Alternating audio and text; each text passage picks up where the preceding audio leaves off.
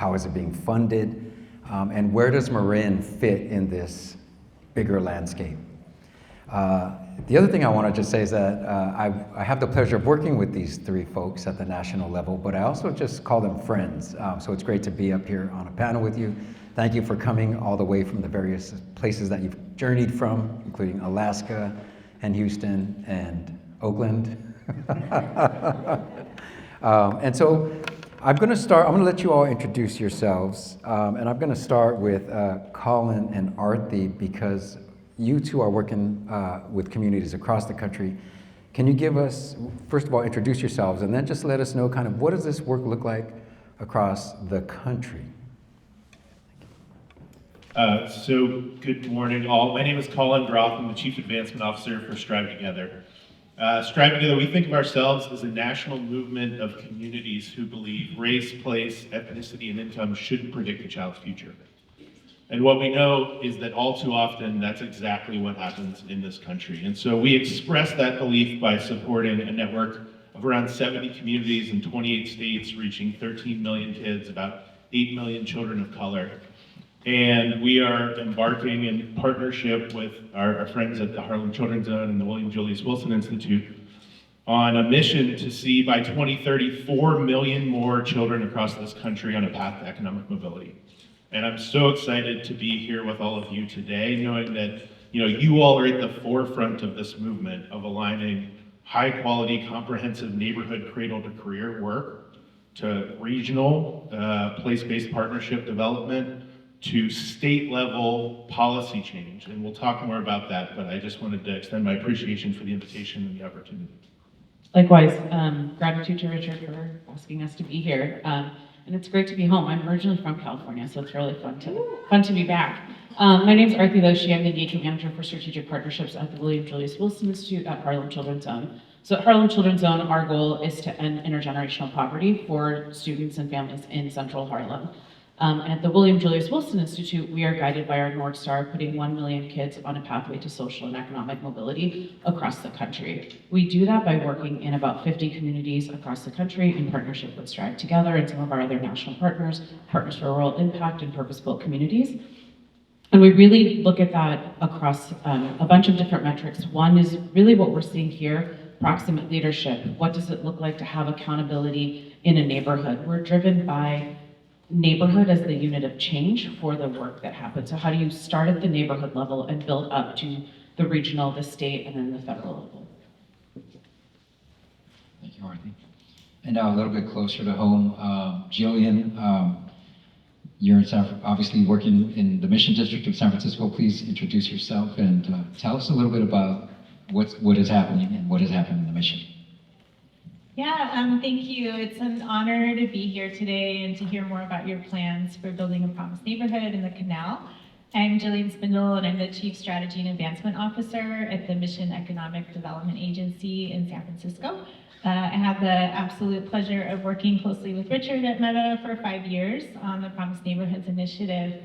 And I've actually been at MEDA for 16 years, so I was on the ground floor of designing Mission Promised Neighborhood from the very beginning. And what inspired us is much of what's inspiring you.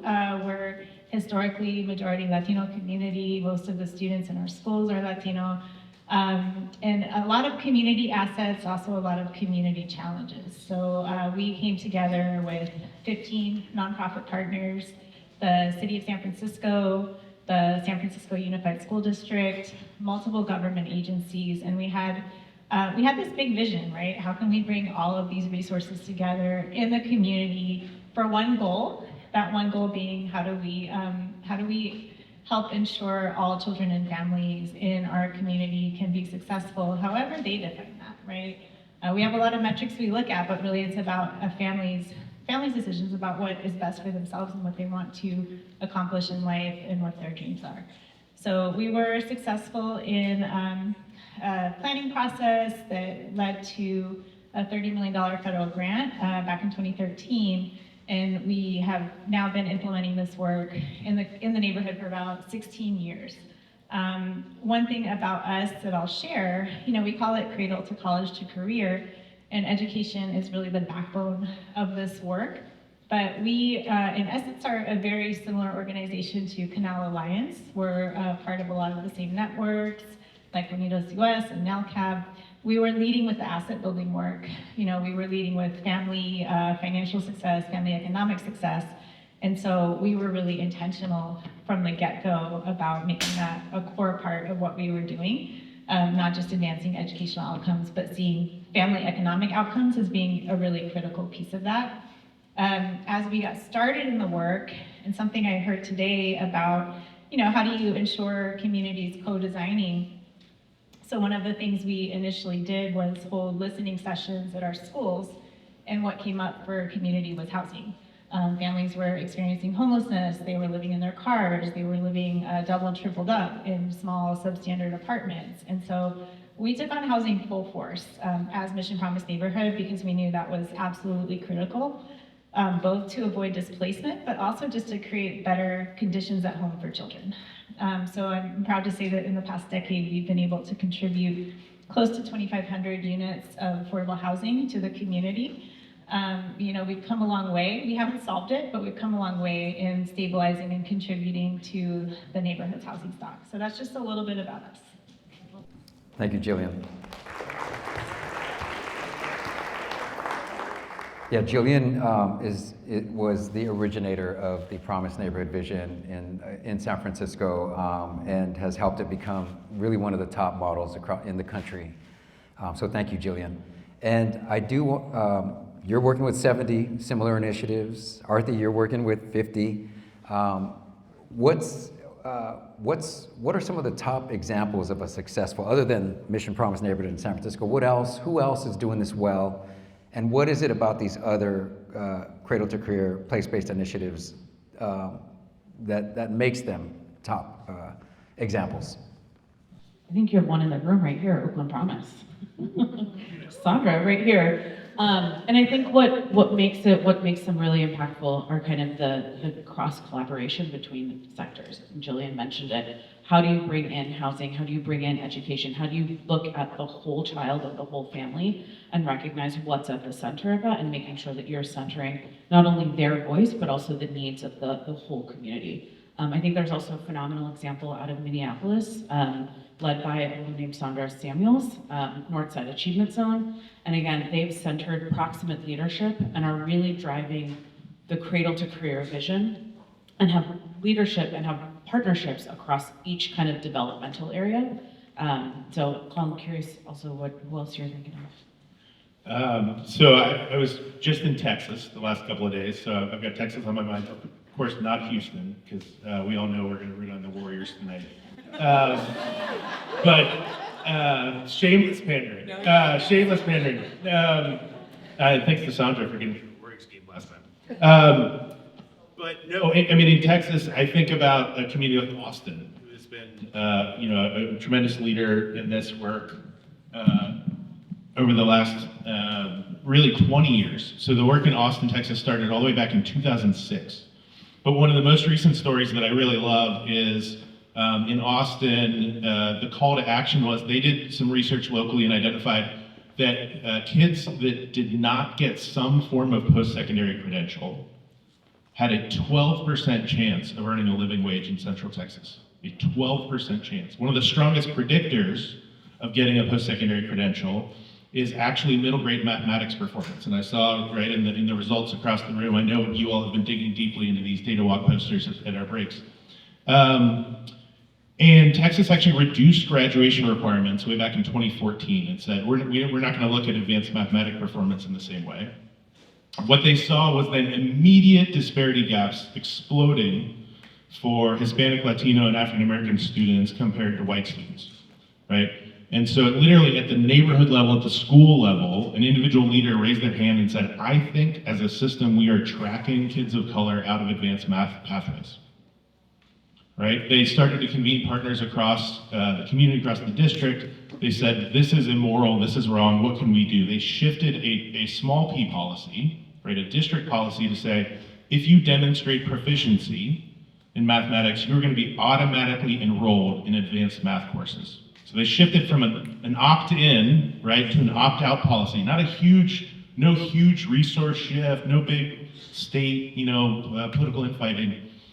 Because of that, they immediately saw a 91% reduction in the disparity gap in enrollment for advanced mathematics. They then worked to scale that central Texas-wide, right, so across multiple districts. They have now moved SB 2124 in partnership with other Cradle to Career efforts across the state of Texas. That is now the default mathematics policy for the entire state of Texas. So tens of thousands of kids annually are benefiting from advanced mathematics. But that is the power of one leader in one neighborhood raising their hand and saying, this is wrong. And we as a community can do better, and translating that through regional efforts, aligning across regions to go and advocate for state level policy change, and then following on with the implementation support to demand better outcomes for kids and families. Thank you, Colin. So now let's talk about how these initiatives are funded. So these types of cross-sector initiatives are not cheap. Collaboration is not cheap. Implementing the cross-sector solutions that these planning groups come up with are not cheap. So what does the funding landscape look like? And I think, Colin, I'll start with you for the national perspective, and then we'll move over to Jillian for how that's playing out here in the Bay Area.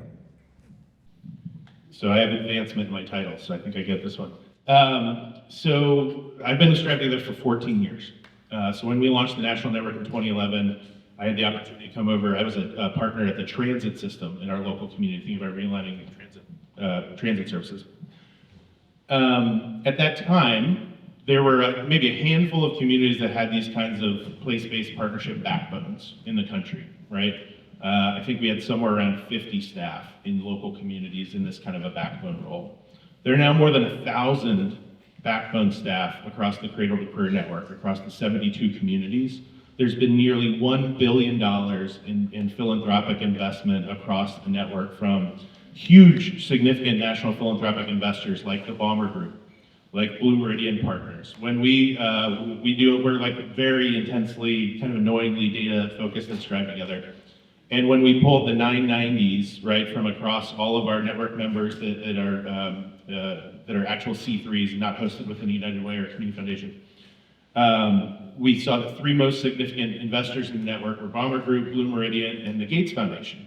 And interestingly, like the Gates Foundation hasn't done like a huge national fund for this work. It's all the smaller grants in local communities and in local states where Gates is seeing the value of these kinds of intermediaries or these kinds of partnerships to drive outcomes in local communities. We're seeing groups like Walton and others begin to jump in that game for funding intermediaries for pathways to high quality credentials. And so, again, you're sort of at the forefront, right? And I think there's a huge growing interest nationally. Every investor that I have talked to in the last 6 months has said, we have to get local. What is the way to get local? The way to get local for these national investors is define the kind of infrastructure that you are building here in Marin County and deeply in the canal. That is the path to align resources from national ultra high net worth individuals to kids and families on the ground here in Marin.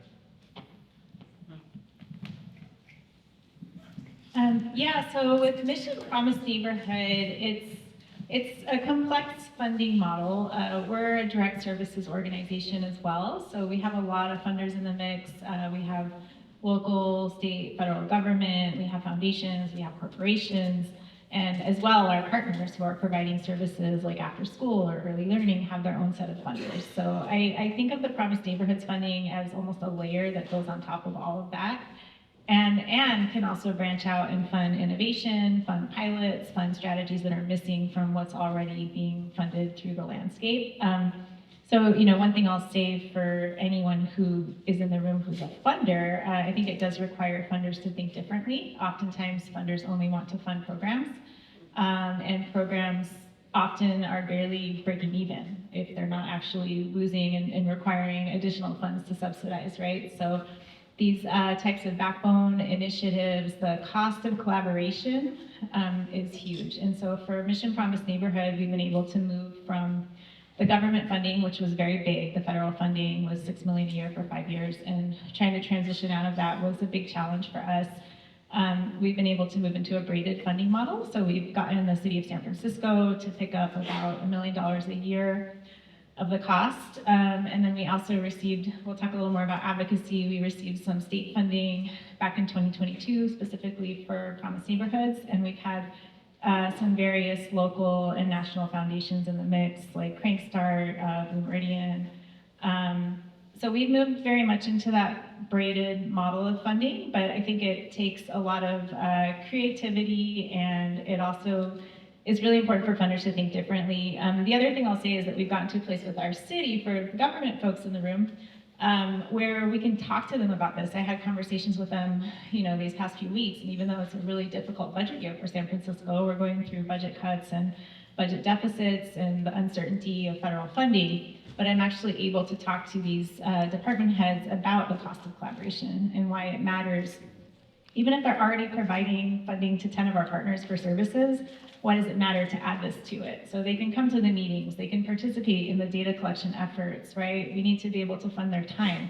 So I guess my points are, it's a paradigm shift, and also just the braided funding model that we've been able to get to has helped us sustain the work over the past decade. Thank you, Jillian. And I want to add that some of these national investors are kind of catalyzing local collaboration by making very large investments, like $50 million in Oakland, and in similar communities across the country. So I just want to give you a sense of the scale, because Promise Neighborhoods can cost a couple of million at least to operate per year in some cities. I don't know that that's what it would take here, but just to give you a sense of sort of the scale. So as we kind of close this panel, what advice do you have for us based on what you've seen this morning? What advice do you have for Marin? I would say be fiercely undivided in this moment. We heard courage is contagious, right? How do you all, it is gonna be chaos, right? And we know that, and we were just talking even at the break, like even myself as, I don't know how many weeks a year I've flown for the last 14 years. I feel this deep call to act local in this moment, because the most inspiring things that have kept me going in my personal journey over the past few months is that visit to the Early Childhood Center, where the heroic teacher is going the extra step for that child, or the local council member who is fighting fiercely for resources for an under-resourced community. Now is a time more than ever to come together across division to say we will not stand and be divided. I think just building on that, I've heard a lot of calls for, there's multiple plans, there's an opportunity to kind of bring them all together, but just remember that a shared plan is only as powerful as the narrative that keeps it alive. Funders are looking for that, everyone, right? Like it's amazing, but that plan becomes obsolete the second you click save on that thing. So what is the story? We've all been there, we've all put that deck together, we've all sent it to our bosses, sent it to funder and said, great, but unless there's a story that continues to keep it alive, centering the voices of your community, of your students, of your residents, make sure that that lives on, because the piece of paper becomes obsolete, but it's the stories that will continue to perpetuate that forward and do that fiercely and together. One thing I wrote down earlier when I was listening to everyone was responsibility. So I think that when you have systems that are doing different things and addressing different pieces of things in your community, who holds responsibility for all of it, right? Who holds responsibility for all children and families? And I think that's where the inspiration is in this group coming together, is holding that responsibility for all children. And saying that we are the ones responsible. So just keeping that inspiration together. And the other thing I often tell folks starting out in this work is that it's hard and it takes a long time and you don't see results overnight. So much can be going on behind the scenes where you're looking at data, you're strategizing, you're trying to move things, but it can be slow to see that. And so also looking out for the early wins, figuring out what can be highly visible for the community so that the community is also continuing to be inspired and feeling like there's something there for them. I think all of that is really important. And another thing, sorry, a few pieces of advice.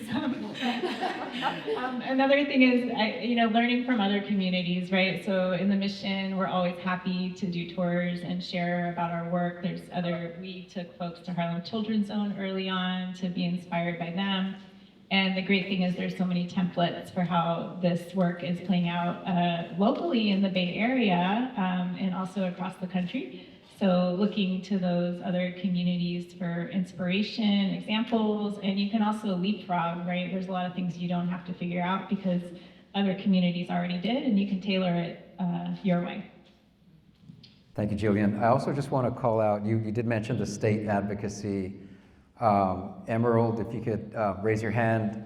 Emerald is leading a statewide coalition that is currently asking the state to start funding this type of collaboration, and there's a budget request called the It Takes a Village budget request, which would fund multiple communities across the state to collaborate in this way.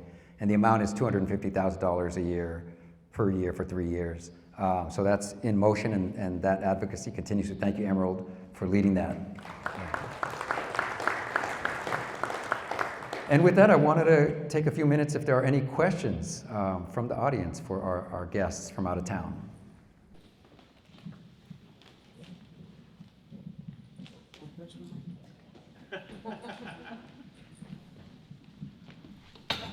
Sir, I have a question. Right. I'm sorry. I'll come back. Okay, I'll come back.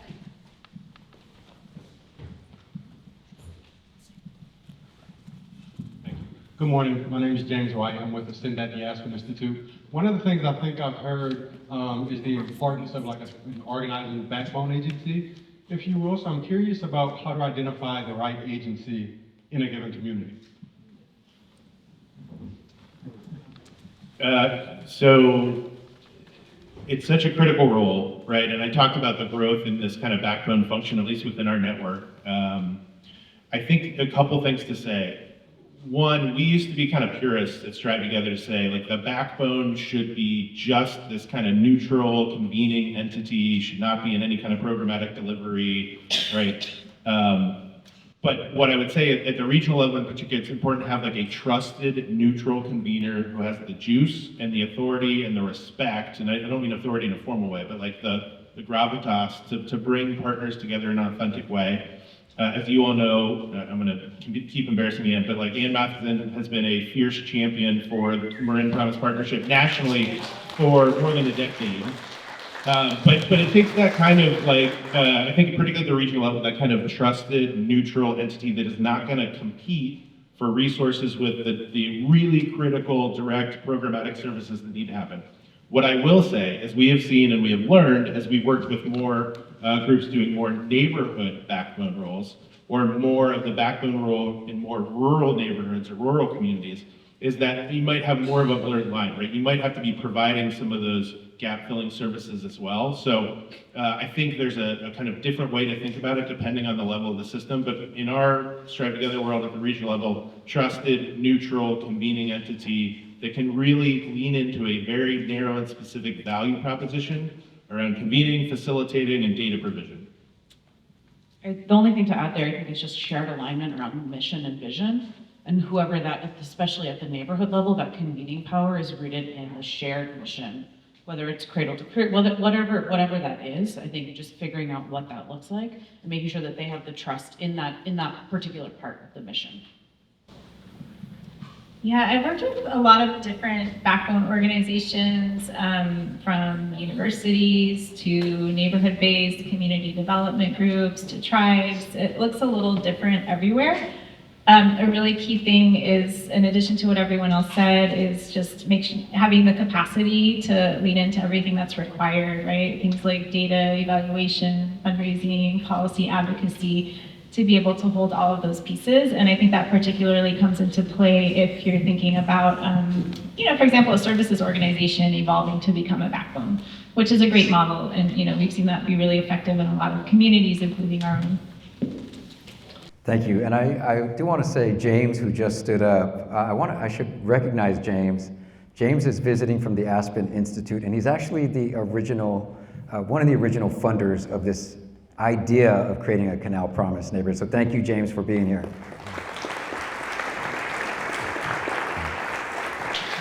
Thank you, Kate Collin, mayor of the best city on the planet. I want to pick up on that conversation or that comment around narrative, because obviously every neighborhood is different, and yet, as humans, I wonder if there's a consistent narrative that comes out. We want to learn from other cities, so is there a foundation that you have heard that we can continue to build on? I think there's multiple facets to it, right? Like what's your boilerplate? And then from there, how do you tell the shared story of the different verticals that feed into it? But if you start at kind of like what we see where I think folks start to get lost is we're bringing 15 plans together into this one, and you're trying to explain your plan from the end of your one backwards. Start at the middle, start at the shared vision, and then kind of like disseminate down and figure out what's the one sentence, what's the two sentences that talks about this is what we're Harlem Children's Zone. We're ending intergenerational poverty in Central Harlem. How we do that, I can then tell you 15 sentences about that. Comprehensive place-based services, whatever. William Julius Wilson Institute. We're on the path to put 1 million kids our mission is to put 1 million kids on a path to social and economic mobility. How we do that, there's 6 principles, there's 15 partners, there's all sorts of things that we can go into. I know Strive has the same thing, right? Like, here's our theory of action, here's our theory of change. But what is the one thing that you're doing that's kind of just catches with folks, and then kind of go from there? I would just double down, and I think at StriveTogether, we used to sell a lot process, and we got way too enraptured with the process. You have to talk about the outcomes. You have to make it about a child, tell the story through a child, and the actual impact that the work is going to have, and then I have to do this in many different political contexts. What I will tell you is I heard a lot of messages that our messaging research nationally would say would resonate in any community. I heard a lot about neighbors helping neighbors this morning. I heard a ton about individual agency. Like, those are messages that will cut through any kind of political division. And that, again, to the data-driven idea, that through some data-driven messaging research, work across populist, right, progressive, like those are messages that resonate across this country. Good morning. My name is Cheryl Paddock with North Marin Community Services. Thank you so much for being here. I wanted, in this time where there's so many urgent community needs, I'm wondering in your coalitions how you pivot and create critical paths when there's an urgent need, whether it be an ice raid that disrupts a neighborhood or a wildfire or housing displacement. What strategies have you seen to work so to keep the daily work going, but then to critical path to these urgent needs? Yeah,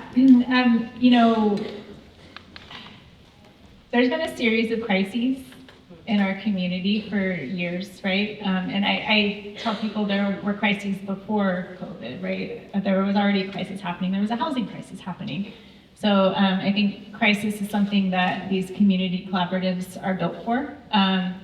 Part of staying relevant is making sure you are addressing the most urgent community needs while continuing the long-term work, right? That's not easy to do. We pivoted during COVID very quickly, and we also found that when everything went remote, when the city needed to figure out how to get relief funds out to families, when they needed to get computers out to students, much like in the canal, they came to us and they came to our network because we already had that pre-established network happening. So it's not that we moved away from the collaborative work, but we kind of refocused the collaborative work for what was happening at the moment, right? To be able to bring partners together around that. And sometimes you do have to put some things on the back burner, right? You can't do everything at once. There were times during COVID, we have regular action teams, and we had to put some of those on hold because it was more just about meeting the moment. So I think it's that flexibility, but when there's the crisis, you constantly find that that's why this work is so important. I think issue-based. Being issue-based is really important and staying relevant so you can adapt your work to what's happening. I'll just give you a tangible example of that. We have our action teams for early learning, for K through 12, for family support, college and career. And those teams meet and together they discuss what are the most urgent issues that we need to address together. And so even though we're looking at indicators across the continuum, we're implementing strategies across the continuum, we're kind of refocusing on what's urgent right now. So chronic absenteeism rose to the top for K through 12. College persistence rose to the top. So there's a way of being flexible within your collaboratives to do both. I'll just say I had breakfast with Houston. There's a partnership in Houston called Good Reason Houston yesterday, and he's Carrie Wright, who leads that work, told me, he said the single most important leadership skill he has developed over the last 5 years is collective prioritization and how to help facilitate community conversations to say there are a million things that are getting in the way right now. How do we collectively prioritize and focus?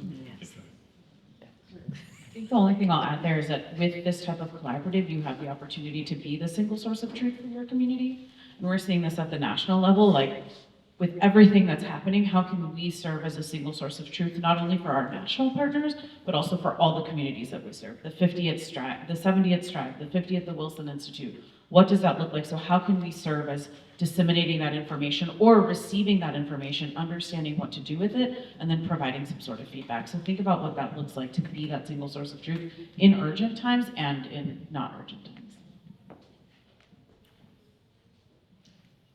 Any final questions?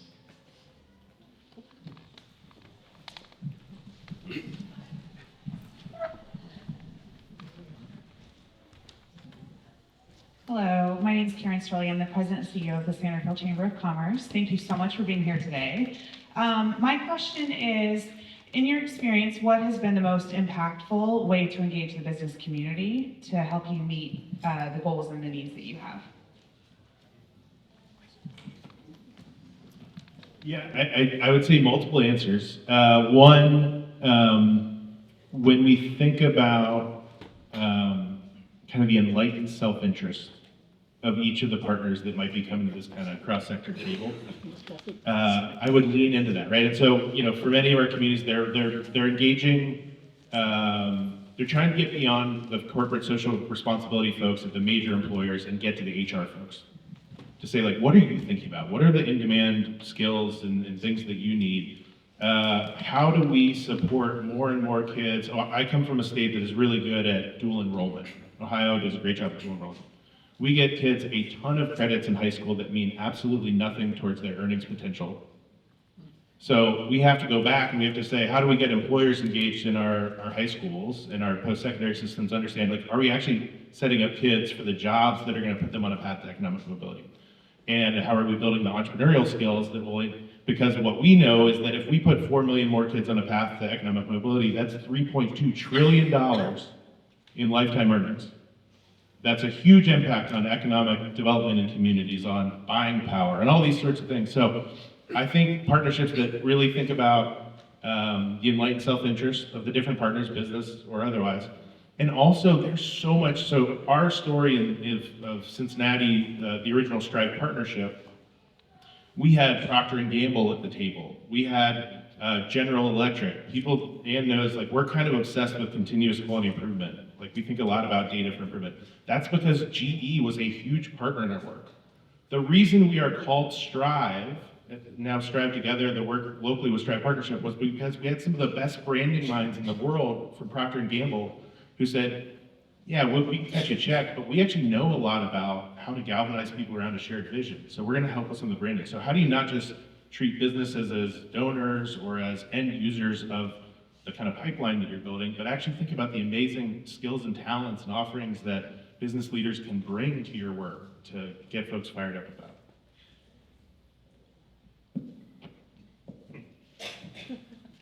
Yeah, I can add to that. So definitely on the employer side and career pathways, that's work that we do as well.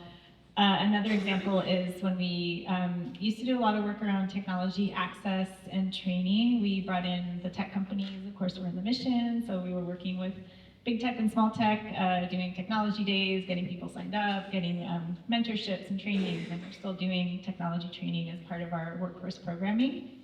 And then on the flip side, so we actually support small businesses and family-owned businesses, right? And that's a part of our economic development strategy. So, you know, a lot of these business owners also have kids at our schools, so it's all interconnected.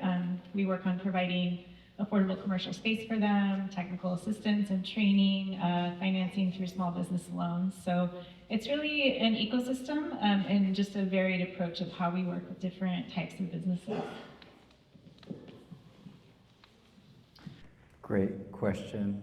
I think, Karen, thank you for closing with that question. I think we're going to move on. I just want to say to my friends here on the panel, I have so much respect for you. I think you're leading a national movement, and I really appreciate you joining us today and sharing some pretty great words of wisdom. So thank you. Yeah.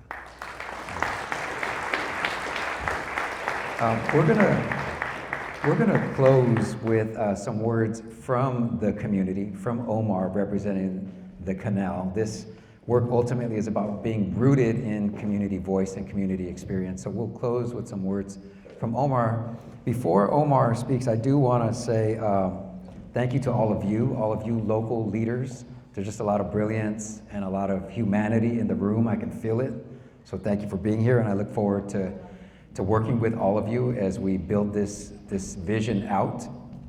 I also want to say to the staff, to the Marin Promise Partnership staff, yes.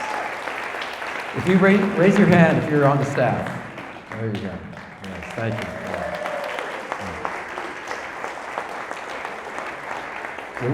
It was like a complete makeover of this room. I'm telling you, it looked like a gymnasium yesterday, and today I thought I was at a wedding. So thank you.